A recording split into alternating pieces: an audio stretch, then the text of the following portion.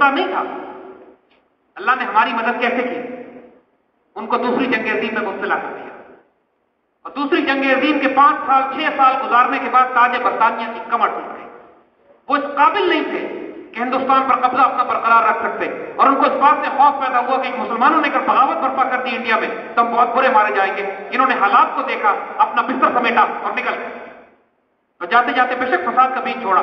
جب مسلمان یہ فیصلہ کر لیتا ہے فَإِذَا عَزَمْتَ فَتَوَكَّلْ عَلَى اللَّهِ، جب عزم کر لیا مسلمانوں نے، پتھر کی لکیر بنا دی کہ یا اللہ ہم نے پاکستان بنانا ہے، پھر اللہ کی طرف سے مدد بھی آئی۔ دوسری جنگ عظیم کی شکل میں ان کی کمر توڑ دی گئی۔ جب ہم مسلمان اب فیصلہ کر لیں کہ ہم نے اپنی تقدیر اپنے ہاتھ میں لینی ہے، تو یہ جنگ جو پوری دنیا میں امریکہ نے مسلط کی ہے، ان کی معیشت کی کمر توڑ چکا ہے۔ ہمیں صرف تھوڑے سے حوصلے کی ضرورت ہے۔ ان کی سپلائز پاکستان سے جاتی ہے، ان کی سپلائز ہم کو بند کر دی ہے، پھر ان کے پاس سپلائی کا کوئی راستہ نہیں ہوگا، اور یہ بھیڑ بکریوں کی طرح افغانستان کے پہاڑوں میں انشاءاللہ پھر ذبح کیے جائیں گے۔ یہ پہلے بھی بڑی بڑی تہذیبیں افغانستان میں دفن ہوئی ہیں، یہ کوئی پہلے نہیں ہے، انشاءاللہ مگر آخری ہوں گے۔ جی سر، ایک سوال سر، اب ایک سوال اور ہے، اس کے بعد پھر ہم انشاءاللہ پروگرام ختم کریں گے۔ Thank you. آپ مائک لے لیجیے، مائک آگے، ٹھیک ہے بس۔ آپ مجھے بتائیے کہ اس مسکین فقیر کو دوسرے چینل برداشت کریں گے؟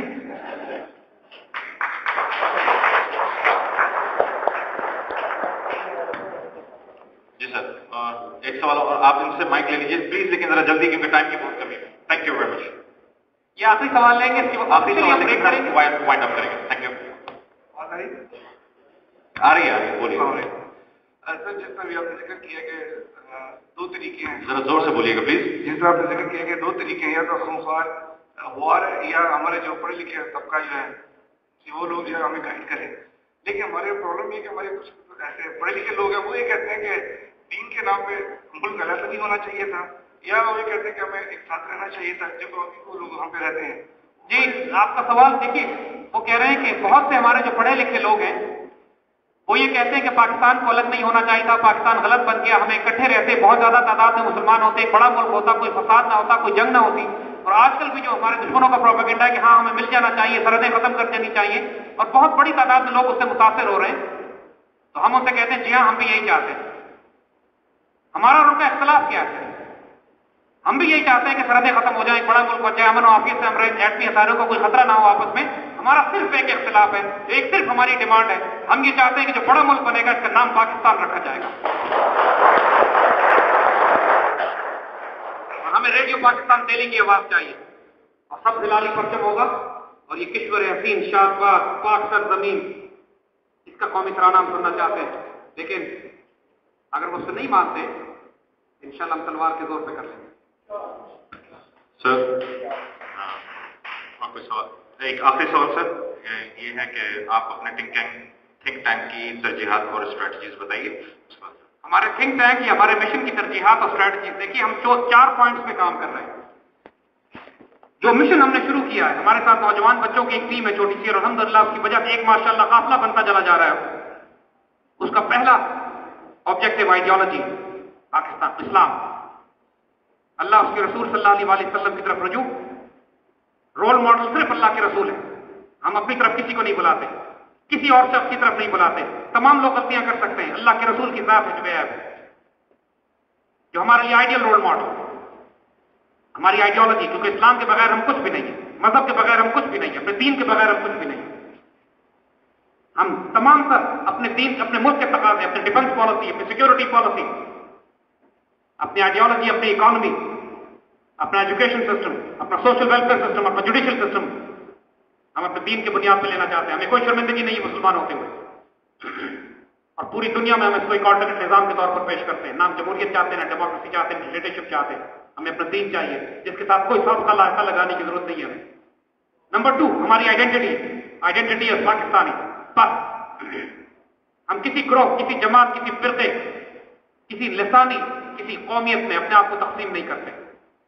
ہم وہ پیغام لے کر آئے جو جس کی بنیاد پر ہمارے بڑوں نے پاکستان بنایا تھا۔ پاکستان کسی سندھی، مہاجر، بلوچی، پٹھان، کشمیری، اردو اسپیکنگ کے لیے نہیں بنا تھا، پاکستان کے مسلمانوں کے لیے بنا تھا۔ اور تیسری چیز ڈگنیٹی، غیرت، عزت، وقار کا پیغام۔ وہی بات کہ ٹھیک ہے मैं जाता हूं बादशाह के भाई को रिसीव करने के लिए, जब बादशाह मेरे भाई को रिसीव करेगा तो आंखों में आंखें डाल के देखना है हमने अपने दुश्मनों से, वो गैरत, वो शर्म, वो इज्जत कि जो हमारे बड़ों ने हमें सिखाई थी। सर उठा के जियो, गैरत के साथ जियो, रिस्क से मौत अच्छी जिससे आती हो, परवाज में कोता आई। ये हमारा तीसरा पैगाम है अपने नौजवान बच्चों के लिए, अपनी कौम के लिए तुम लेके। और चौथा, होप, उम्मीद, मायूस नहीं होना। खुशखबरियां तुम्हारे लिए, पाकिस्तान के लिए खुशखबरियां, बिशारतें, अपने आप को बिशारतों का हिस्सा बनाओ। हमारा दुश्मन चाहता है कि हम मायूस हो जाए, अगर मायूस हो गए तो दुश्मन कामयाब हो गया, अल्लाह की कसम उसे हम कामयाब नहीं होने देंगे।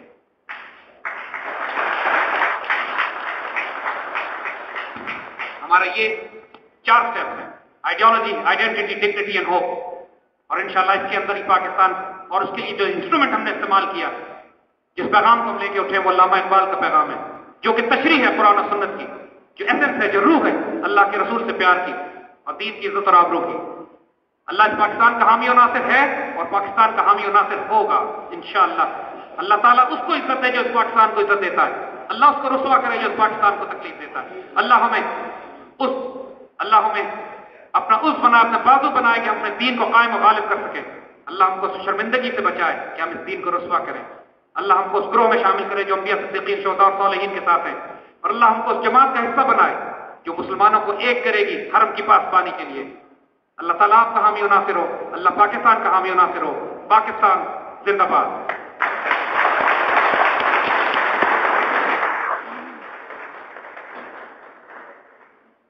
मैं अहालियाने जद्दा से गुजारिश करूंगा कि इस मुजाहिद को खड़े होकर तो कम अज कम एक सलूट किया जाए। बहुत बहुत शुक्रिया। इनको इतनी इज्जत दीजिए कि ये इंशाअल्लाह दोबारा आए यहाँ पे खुद पर। Thank you very much.